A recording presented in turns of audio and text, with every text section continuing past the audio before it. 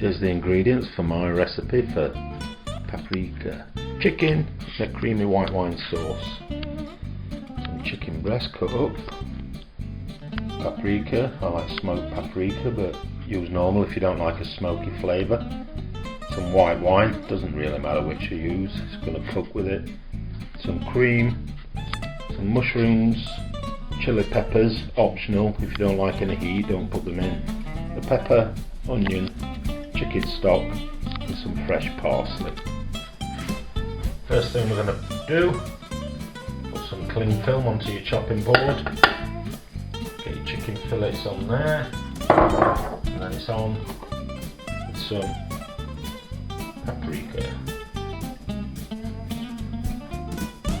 Don't be scared to use loads. Then some seasoning, some salt, and freshly cracked black pepper.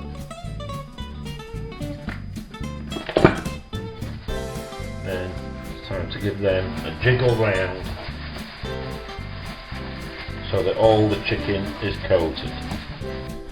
Once your chicken's coated, get some oil into your pan, heat it up, and it's in with your chicken.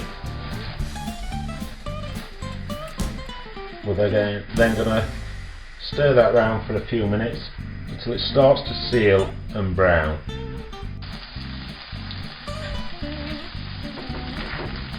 Once your chicken is done, time to take that out the pan.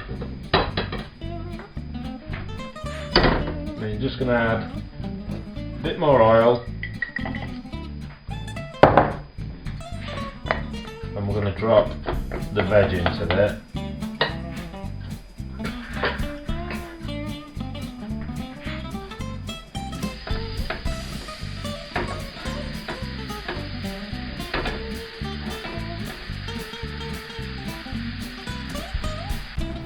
Once they've had a few minutes of cooking, it's time to go in with some garlic, which I've got to mention in the beginning, probably because I put everything in garlic, so I just assume people are going to as well.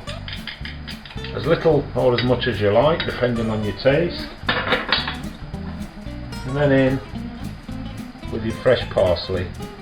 Give them a mix round and give them a couple of minutes to release the flavours. For a couple of minutes, time to go in with a glug or two of white wine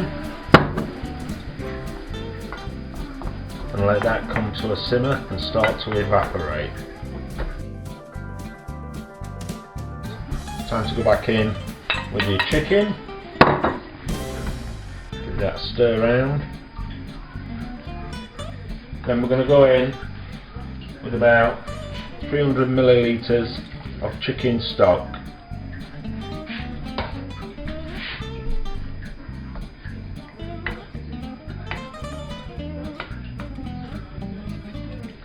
And last but not least, about 150 millilitres of single cream.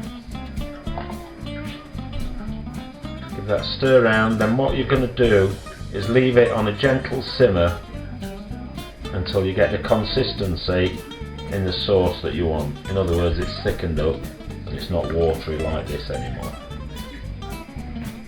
Once you've got it down to the sort of consistency that you're after, it's time to turn off the heat. If you find it's still a bit watery, just put a tablespoon of corn flour in, mix that in, and you'll find it'll thicken up nicely. And you're ready to go. An ideal accompaniment for rice, chips, pasta, or if you're a hipster, some quinoa, whatever you have it with. It tastes absolutely delicious. Enjoy.